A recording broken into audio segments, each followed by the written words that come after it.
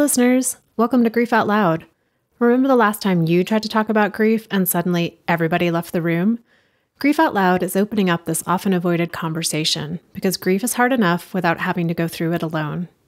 We bring you a mix of personal stories, tips for supporting children, teens, and yourself, and interviews with professionals in the grief world.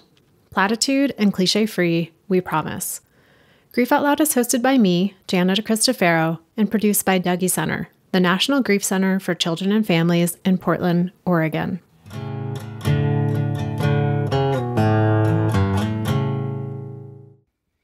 Hey listeners, apparently we're really into series this year. We're doing one series on grieving when a friend dies, another on highlighting the voices of communities underrepresented in the grief world, and our latest one is focused on talking to people who provide grief support here in Portland, Oregon. This episode with Sharice Burnett is a 2-for-1. Sharice is a therapist and consultant who works with the Black and African American community here in Portland. This episode, the third and final in the 3-part series on communities who have historically been and continue to be underrepresented in the grief world, is part of an ongoing collaboration between Dougy Center and the New York Life Foundation. We're deeply grateful for New York Life Foundation's tireless support of and advocacy for children and teens who are grieving. Sharice Burnett is a Portland, Oregon-based licensed mental health therapist dedicated to naming and dismantling the larger systemic barriers that stand in the way of Black children and families having access to culturally relevant support, particularly mental health and grief support. She also provides consultation and training focused on trauma-informed and restorative practices and racial equity to school districts, private entities, and organizations. As with everyone who comes on the show, Sharice has personal experiences with grief, including the death of her grandfather, close community members, and her best friend who experienced a stillbirth. Sharice and I talk grief on a lot of levels, and how each death and loss has a ripple effect. We discuss grieving for so many elders in Portland's Black and African American community who died during the COVID-19 pandemic. We also talk about the impact of community members who are killed by acts of racial violence, and the grief and loss connected to historic events in Portland, including things like the discriminatory housing policies and the Vanport Flood of 1948 that displaced a huge number of Black residents. Okay, here's our conversation, and thank you again to the New York Life Foundation for your investment in children and families who are grieving. Sharice, thank you for having this conversation with me for Grief Out Loud. I'm excited. I'm really focused this year on trying to talk to people who are here in Portland, Oregon with me about local grief. So I'm really glad you could join me for the show. Yes, thank you so much for inviting me. I've been really excited about this. How do you want to introduce yourself? What roles do you play in your life and in your community? Love that question. Yes, my name is Sharice Burnett. I'm a licensed clinical social worker by trade, but I'm a Portland, Oregon, born and raised mama of 3. I went to PSU. I absolutely love working in the Portland community. It's home for me. So I just love being able to support folks in the therapeutic space. So I have a private practice where I provide therapy for folks, but then I also provide training and consultation around topics like grief or trauma-informed care, racial equity, those sorts of things, primarily to school districts and mental health organizations. But when I'm not working, I love exploring Portland. I love getting out in nature. I love all the beautiful parts of Oregon. I feel like no matter which direction you go in Oregon, you're going to see some beautiful nature. And so I just love being out in nature. I love being with my friends. I love my girl time. And so, yeah, that's kind of me in a nutshell. Also married to my college sweetheart. I'm like, I should mention my husband in that intro as well. So yes, yes, that is me in a nutshell. I am very excited to be here and talking about this topic. How would you describe your personal connection to grief? Is there like a particular person or situation that's most on your mind today? Yes. My personal connection to grief is that I've accepted that I'm always grieving. Being a part of the African American community, and I'm sure we'll talk more about this, but I think there's always this constant kind of state of grief, right? Just as a collective, as a community.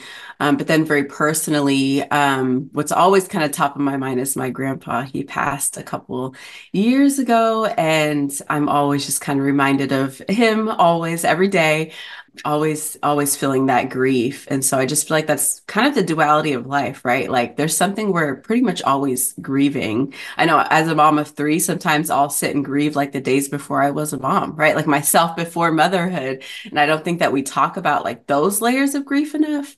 But in the traditional sense, I'm always thinking about my grandpa who transitioned. So As you were describing the work that you do, I was like, oh, Sharice really works right on that micro level of one-on-one with people, but then also on that macro level of organizations and community. And I was thinking, oh, as you're talking about your grief, right? You talk about the micro level of your grandfather and then the macro level of being part of the African American community and that constant just grief that's there every day to connect with or tap into. Definitely. And I'm a huge advocate about talking about grief on every level, because those are like the nuances that often get missed in grief. Like sometimes organizations will be grieving and not even know that they're grieving, right? Like I've been sitting in a lot of spaces with school districts right now who are, excuse me, losing a whole bunch of funding, unfortunately. And so many things are shifting in their school communities. And I've been sitting with them and I'm saying, like, that's grief, right? Your school community is shifting, positions are being eliminated, right? Like, that is grief. And people are like, oh, yeah, I guess that is grief. Like, no one's passing, right? There aren't deaths per se. And yet things are changing. And I'm like, yeah, and that's still grief. It's still a loss. So, yes. Is there a way in which, with grieving for your grandfather, those two ways of experiencing grief are interwoven in terms of like grieving as part of the African American community and then grieving for the specific person, your grandfather? I mean, I think it's also like deeply tied together, right? Like so much of this grief is intergenerational. And so it's like, well, yes, I'm grieving his individual transitioning and passing, right? But I know that it's much bigger than that. The community grieves anytime an elder passes, right? Our community changes when an elder passes, especially here in Portland and in Oregon, where Black folks are, I don't know the exact percentages of today, but I think we only make up like 3% of state. And so on that level, it's like when we see really big community members pass this past year, another part of grief that I'm holding this past year, the person who does my taxes passed away, and her husband were huge in the community. And it's tax season, so I'm feeling that grief also heavily.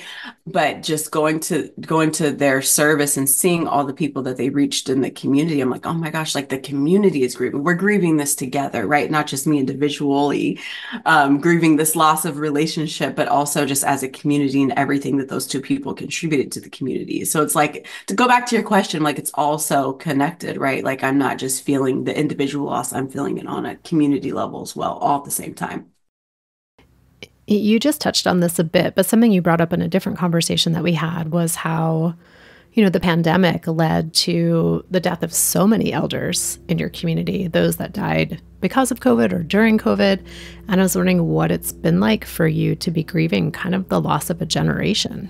I think the hardest part about that is so many of the elders that passed away during that time held so much oral history. And so it's like there was Portland years and years and years ago with a really thriving Black localized community. Now, don't get me wrong, Black communities here are thriving in Oregon and in Portland, right? We're doing some amazing work in the community.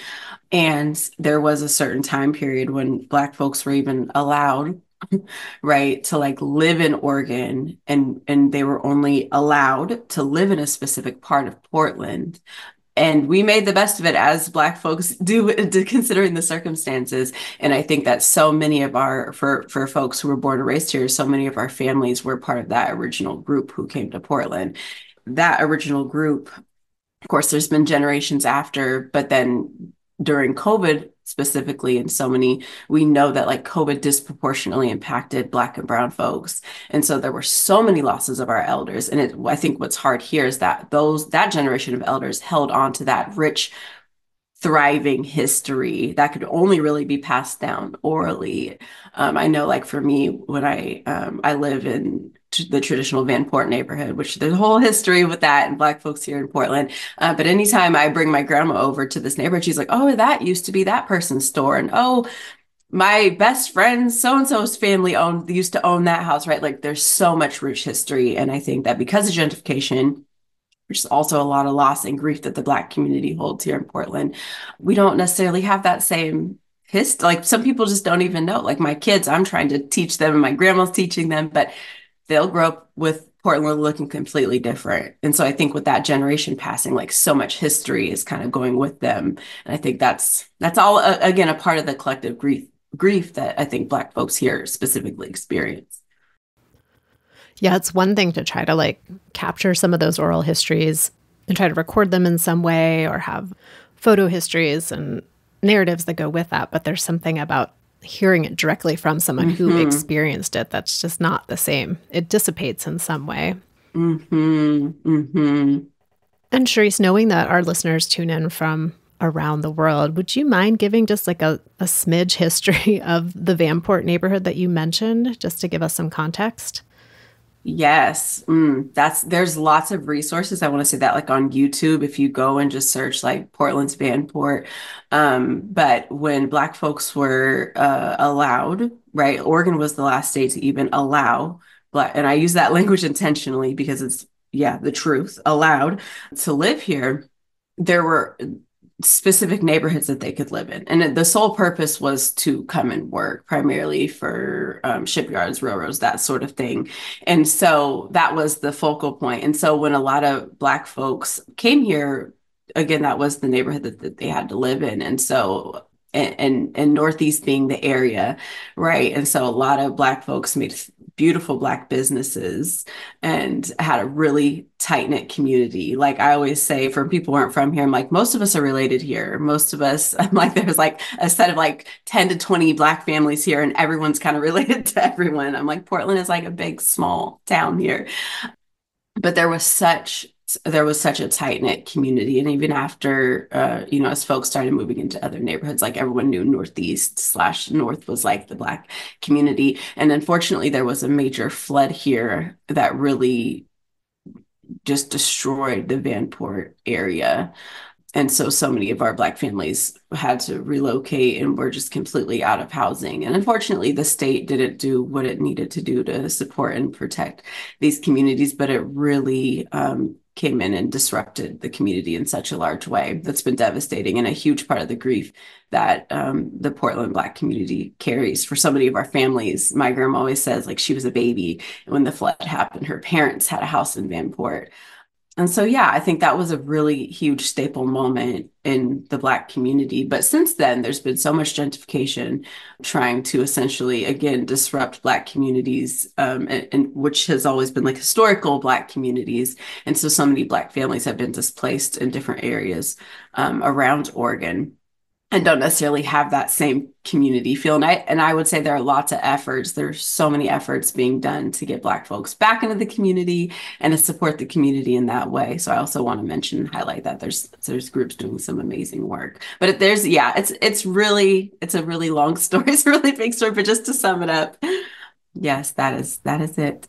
Yeah, no, thank you. I think it's helpful just to have a little bit of that context. And listeners, as always, I'll put a link in the show notes where you can go and learn more about the Vanport neighborhood, the history of it, and then that flood that really wiped out so much of the infrastructure of that area.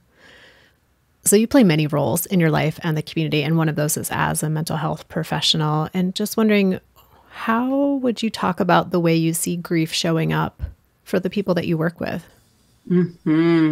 Yeah. Well, I'll start just in my therapy practice because I think that's the micro connection to grief where I'm sitting with folks who have had significant losses. And again, a lot of people, even when they've had losses, they sometimes don't even really name that what they're going through as grief, right? So I've sat with Lots of folks. I mean, we know again here in Portland, we've had some pretty traumatic events happen in our Black community. And I also just want to say, like, I don't speak for the whole Black community. There's a spectrum of Blackness here in Portland, but I just from my experience being a part of that African American community specifically and really doing therapy primarily with African American folks, we've had a lot of tragic losses in the Black community from police murders, murdering Black folks, to just like tragic loss of different various forms of gun violence, domestic violence, and then of course just people getting sick and passing. So I think our Black community's really been hit hard, especially these last few years with just really tragic losses. And so as a therapist, again, one of the handful of Black therapists we have here. We have a good community and there we're growing, of course. But I am one of the handful of Black therapists that works with children here. There aren't a bunch of us, unfortunately. So I have really seen it from like a child and family perspective a lot of the time when I'm sitting in grief. And I think the hard part it is like you see the ripple effects in families and how grief shows up in so many different ways. And I think historically in the Black community, we haven't always had the privilege or space to grieve in the traditional ways, like the bargaining and the anger and the, right, like we know the traditional 7 stages of grief. But I think that historically in our communities, there hasn't always been the space to really lean into taking care of our mental health or the access or the, right, all the things.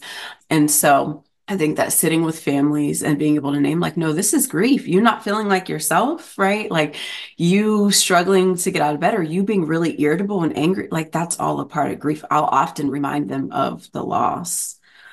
And so on that level, I think that's where I see it very personally, right? I have a very close friend. She's more like a sister to me. And she had a stillborn. This was now 2 years ago as well. And it's like there's so many losses also that don't get acknowledged or that people still don't see as a loss, right? So I think I sit with people a lot in those spaces as well to say, like, no, that's a huge loss.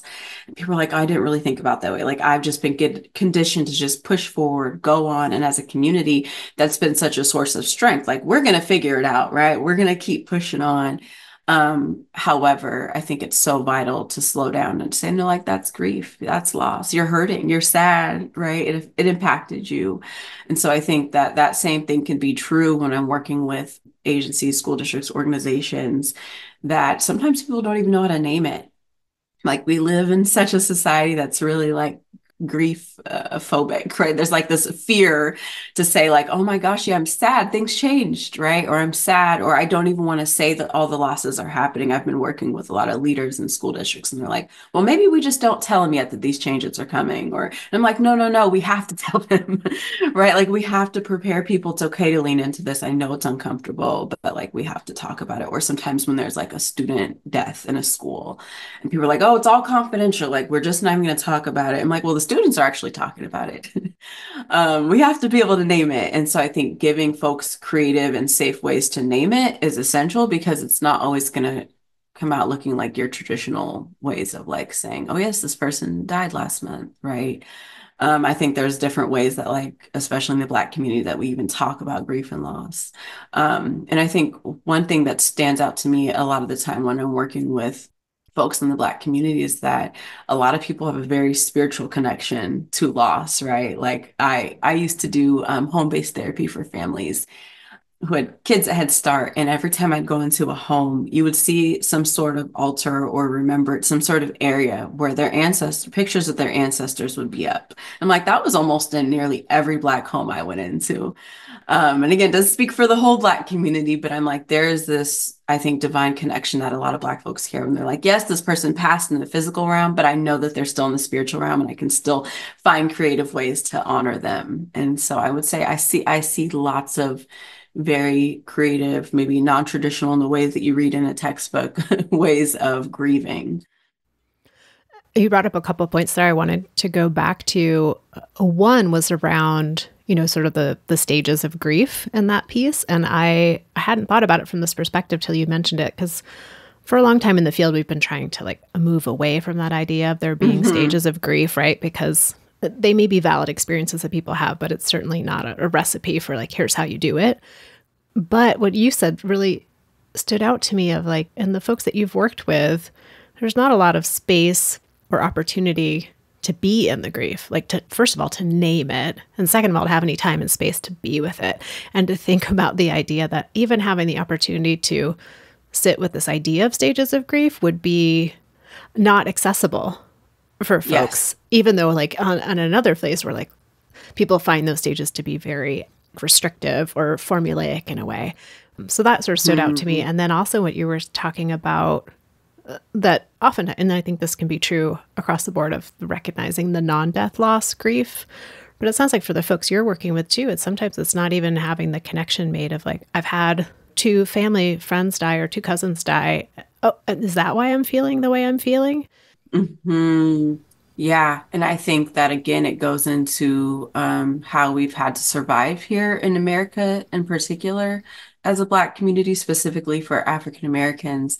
If we think about the times that Black folks were enslaved and all the tragedy and trauma that African Americans had to experience in that time and the tremendous amount of grief. And when I talk about intergenerational grief, like this is what it is, right? Like we don't have to go into all the gruesome details, but there were so many losses during that time from folks being flat out murdered to families being completely ripped away, right? A mother would birth a child and know that she was not going to raise that child because she was enslaved, right? And that child was going to also be enslaved. And so it's like when we talk about grief in the Black community, we have to practice Sankofa. We have to go back and really look at our history and to understand present day the grief that we carry as Black folks. And so for so many Black folks, when I've sat in those spaces with them, they're like, if I start talking about this grief, what is that going to trickle into? It's going to go back into that intergenerational grief that my mom carried or my dad carried or their parents carried and their parents carried,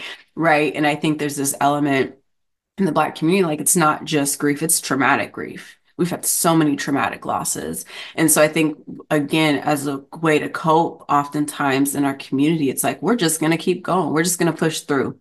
I've worked with families who they experienced a loss on like a Monday and they were back to work on a Wednesday. And it's like, whoa, like I understand that's your way of coping and surviving, and I support that. Or maybe your job doesn't even give you the time off, right? Because that's also a very real thing. However, where can we create these really sacred spaces where we can at least start to unravel a little bit the grief that you're carrying in your mind and your body, right? And I think that that is why a lot of what I've heard, Black and brown folks want Black and brown spaces and therapists because it's like, wait, someone has to understand this intergenerational stuff or this historic stuff. Because when you sit down with me, I'm not only carrying my own grief, I'm carrying my lineage's grief too. Right. And I think that's where things get really complex. And go to your point, I think that's why a lot of these traditional modalities and models to like addressing grief or talking about grief, healing and grief, they don't always work. Are there a couple of examples of ways that you bring like a different approach to working with kids or teens or even the adults that you're working with around making space for that? Like you mentioned, that would be outside maybe what you would consider like the quote unquote stereotypical approach to working with grief.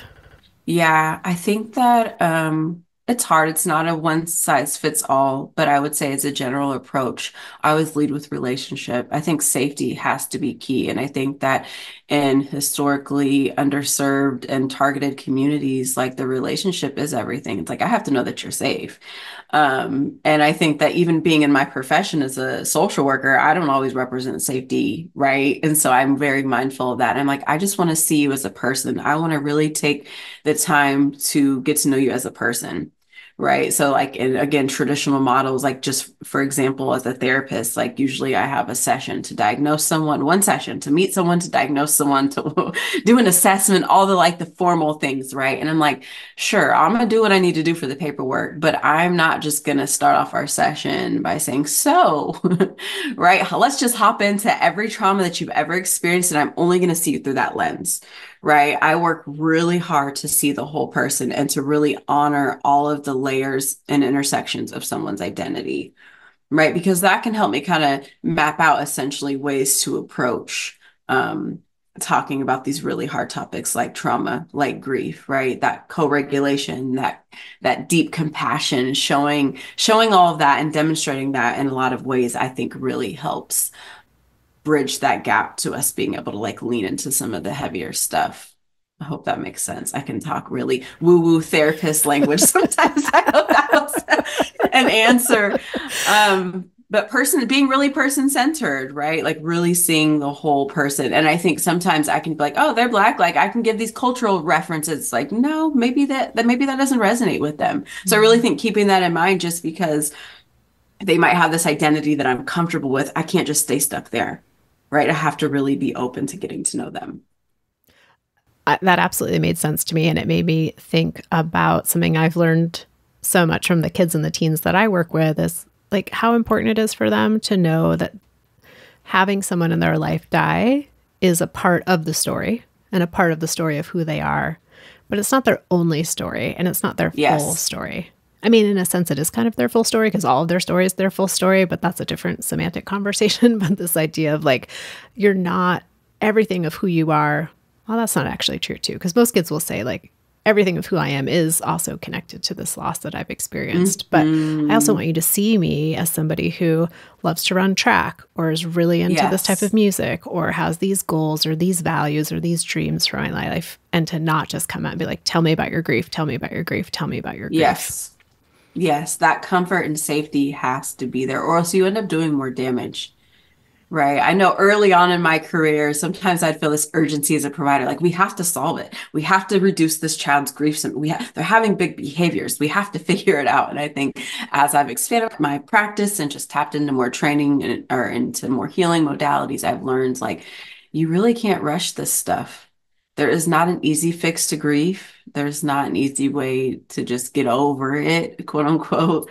We don't ever get over the losses, right? We just kind of learn how to incorporate them into our daily lives and being able to manage and care for ourselves to support our feelings about the loss. But there isn't any getting over. And I think that's what like in a lot of spaces society kind of wants us to do, right? You only get 3 bereavement days and then you just need to go back to work, right? I've worked with kids who've had tragic losses and they're expected to just go back into the classroom and do schoolwork 100 like as they were doing before the loss. And it's like, and I think in that space I advocate a lot.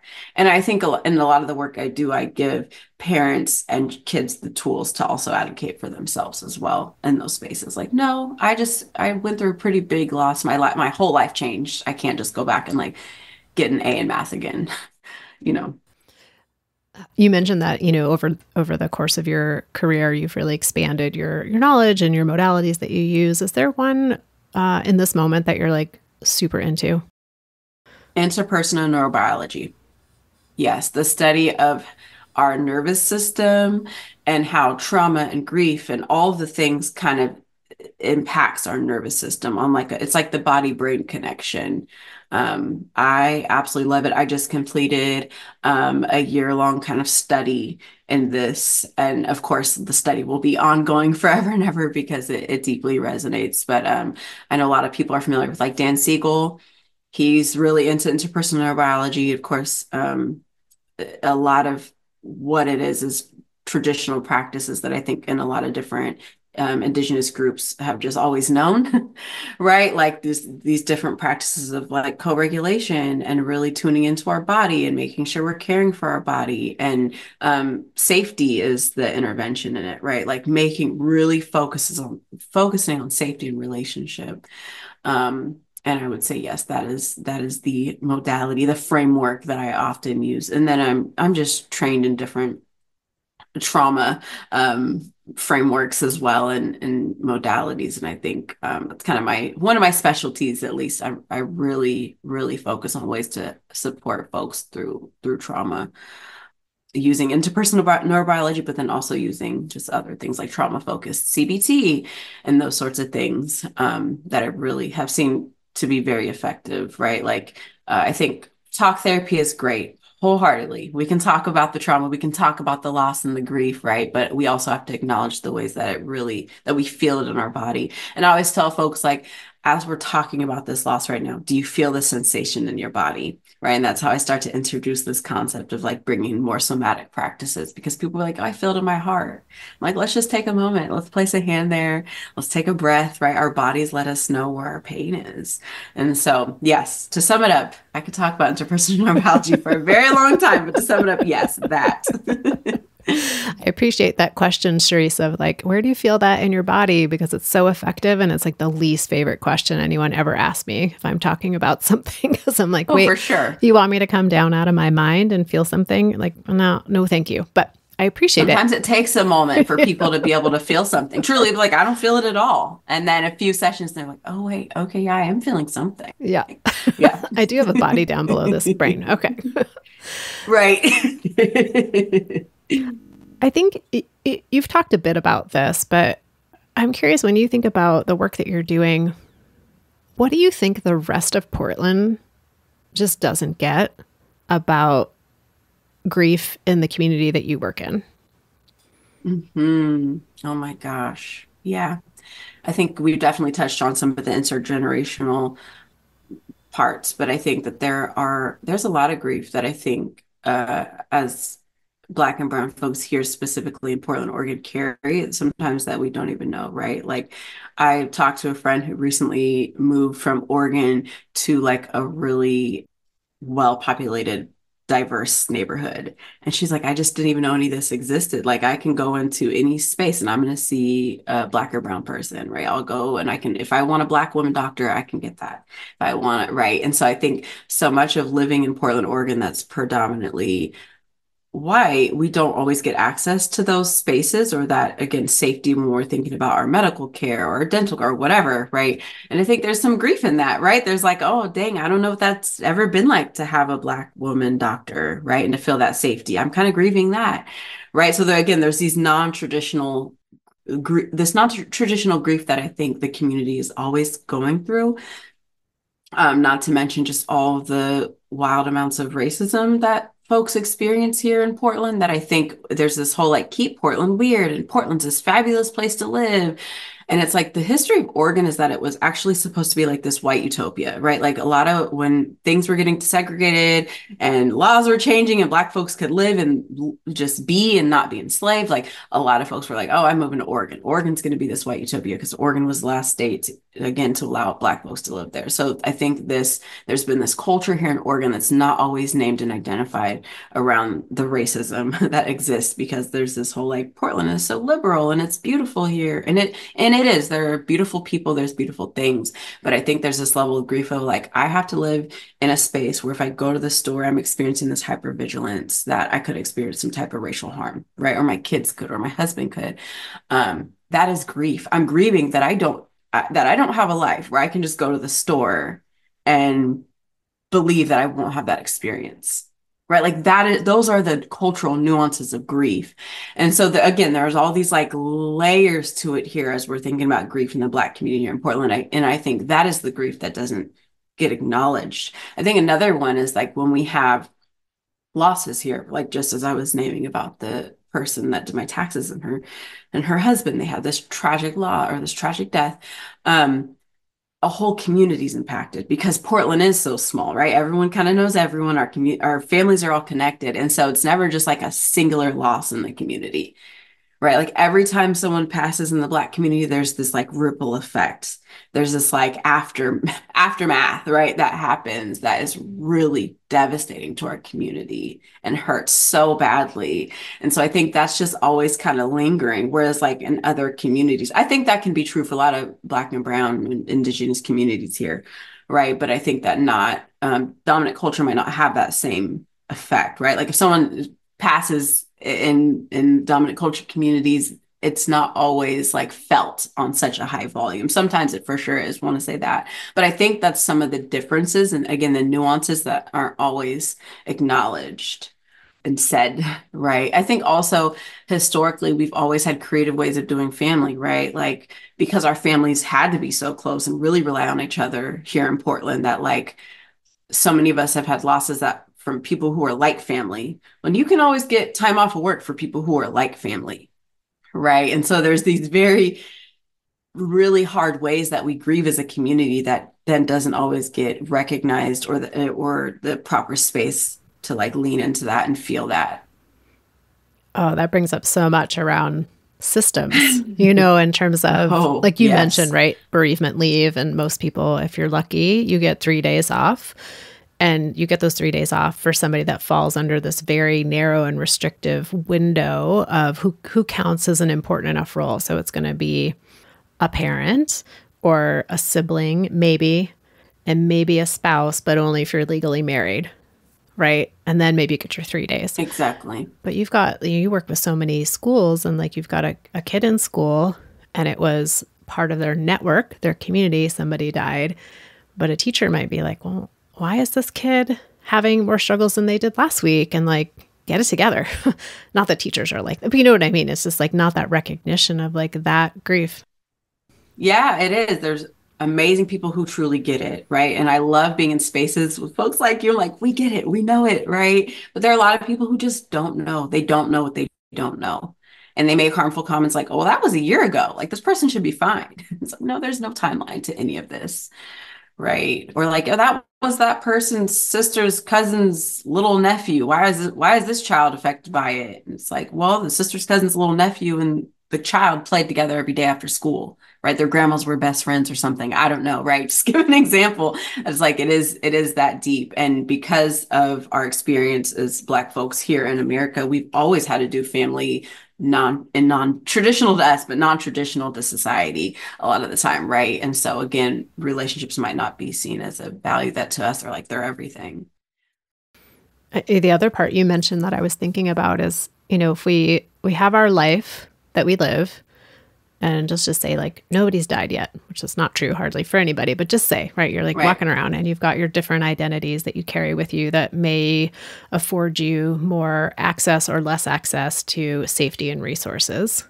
And then you add grief on top of that. And so you're carrying the grief of someone in your life has died or there's been a community loss, and you still have all those other identities that you carry with you that are going to either afford you access and support or stand in the way of you getting access, support, and safety. And I think that gets lost in the conversation so much. You know, if this idea of like grief is the great equalizer, I'm like, not really. Like, yes, we're all going to have people in our life die, but how the world responds to us and what we are provided in terms of space and support, very, very different. Vastly different. Absolutely. Yeah. Such as a resource like the amazing Dougy Center. Right? So many people might feel like, yes, that is a resource I would for sure go and access. If there's a huge loss in my family, that's where I'm going. Right. But I think you and I had the very candid conversation like, oh, not a lot of the African American Black folks that I've worked with are like, yes, Dougy Center. Right. And I don't think that's any wrongdoing on y'all's part or whatever, but there just aren't a lot of spaces where Black folks can say, I'm going to go access this really safe space to grieve. Right. Just as I was saying earlier, like safety is key for me when I'm coming in and sitting in that sacred space with folks and going through that grief. And so it's like, ooh, but if I go here, just like my example of the grocery store, right? If I go here, will I experience racial harm? I'm not sure. I don't know if there's people who look like me there. I don't know if there's people who might get it all the way. So I think there's always this hesitancy. And really it's like our protectors go up like, oh, I don't know if I can access that resource. I'm not sure if it's safe. Right. And so then this creates this, well, where do we go to grieve? And I think we have our traditional spaces like a funeral, memorial, celebration of life, right? And I think that's where folks, again, go there just in the different practices of honoring someone's life. But then it's like there's that hard stop and like, okay, I grieved, right? On to just back to life. And I don't know that there are enough resources for folks who want that safety to grieve, you know, folks who really need that in order to lean into like, yes, this loss completely broke my heart, right? Yeah. Yeah, like what's there for the long term? Because Yes. the rituals or routines that we may have around the end of someone's life are a point in time, you know, and maybe there's a little bit of a lead up when you're with community and talking about that person and memorializing them. But then, like you said, there's that hard stop and like what's there over the long term. And traditionally, Dougy Center is one of those places where people might come where if, for a lot of folks who come to our program, like friends and family stop checking in with them or they stop feeling like they have space to bring things up. And so they come to this group of quote unquote strangers, of people who are like, yep, we're here. We're going to hear about it for as long as you need to talk about it. We're going to be here for it, because your expression of grief is not personally impacting us. And we have our own grief that we need time and space to. And how as an organization in Portland, can we continue to build relationships and build that sense of trust ahead of time, so that if somebody does die, a family might think, oh yeah, that Dougy Center place, that's going to be an okay place for me to go to. Yes, absolutely. Because it's such a beautiful space. You'll have really created something great there, right? That folks can know, oh yeah, I'm grieving loss 5 years ago. I can go to Dougy Center and sit in a group and actually be able to talk about it. But yeah, it's like how to kind of create that safety in other communities. Absolutely. Yeah. Well, I'm grateful for this conversation, because I feel like it's all part of that process, right? Of building those relationships and those connections. We've talked a lot about like what's hard, and there's lots that is hard. And then I'm wondering, Sharice, like when you think about like your hopes and your vision around the creation of more relevant support for individual and family and collective grief for the Black and African American community in Portland, like what comes not to your mind, what comes to your body in terms of what you're hoping for? Yes. Well, I just want to point out that there are people in Portland doing some amazing work and holding so many spaces for Black folks to come and just be. I'm a part of a collective called Black Rose Healing or Black Rose Wellness, excuse me. And we're providing these healing spaces for Black women, and specifically to come and tap into different modalities of healing, like sound bowls and meditation and things. And I'm seeing that type of thing pop up in so many spaces, and not just in these like very therapeutic ways, but there are like so many Black folks who are hosting like dance spaces, African dance, twerk and fab dance. Like there's so many different ways that I really see Portland's Black community really building and thriving and allowing spaces, because we don't always deal with grief by just sitting in a circle and talking about it. That's definitely one way, but there's also other elements that we traditionally lean into. And I think that my hope and dream is that we just continue as a community to find those creative ways, whatever that looks like for us, right? As individuals, collectively as a community, to lean in and to be able to just stay in community, build community, have more conversations like this with community partners who genuinely want to commit to serving and supporting, right? And I think there has to be some level of acknowledgement and repair, right? And I'm not saying just you as Dougy Center, but just in general in Portland, right? Where there needs to be this acknowledgement like, wow, yeah, the Black community here has experienced a lot of harm, a lot of loss. How can we repair? How can we do better? Right. And I think in the most perfect of worlds, like that conversation would exist on a systems level, on a political level, right? And on a state level, of course, where we can really say like, wow, yeah, we haven't got it right here in Oregon, right? We haven't got it right here in the mental health space, right? How can we do better? How can we partner in together and learn from each other and heal together? But I would say that there are spaces, and I'm seeing a whole bunch of them, and not, there still aren't enough, of course. But I definitely want to give a shout out to all the amazing folks who are really putting in the work, and inside the schools, putting in the work, outside in the community, putting in the work, hosting fun spaces. I'm always like, we need joy. We need fun. I know there was a great Black Joy event this past summer where it was great. It was like everyone was outside, there were vendors, there was music, that is also healing, right? And I know I've sat in a lot of spaces with Black folks where it's like, we're gonna laugh through the pain. We're gonna laugh at maybe times or about things that people might always find as funny. And it's like, that's a way of healing for us. That's a way of coping, right? Like we're going to create some jokes and laugh. We're going to find our ways of getting through this and dealing with it and living with it. And I think in my wildest dreams, there would be more space for that in our personal lives, in our families, and just on a systems and larger community level. You're reminding me, Sharice, of how many people who come into Dougy Center, whether it's their first time coming into the program or it's just a community member who wants to take a tour or whatever it might be, and they kind of walk in with this, ooh, it's going to be like a lot of sadness, a lot of crying, and that does happen. But there's also raucous laughter and screaming and dancing and running and kids making a big mess in a lot of different spaces. And this, to really recognize that the way to sit and hold and metabolize our grief. Well, the word metabolize means to move and to transform. And it doesn't just come from sitting and talking, although that's great too, because I love it. Absolutely. And lots of people love it. But this idea that's so much more of that full, again, to go back to the body, this like full body experience of it. So I'm super excited to know about Black Rose Wellness, the work that you're doing. So again, I'll link to that in the show notes. And anything else, Sharice, you just want to leave us with today in this conversation? I feel like we've talked about, I don't know, so much, and I know there's so much more.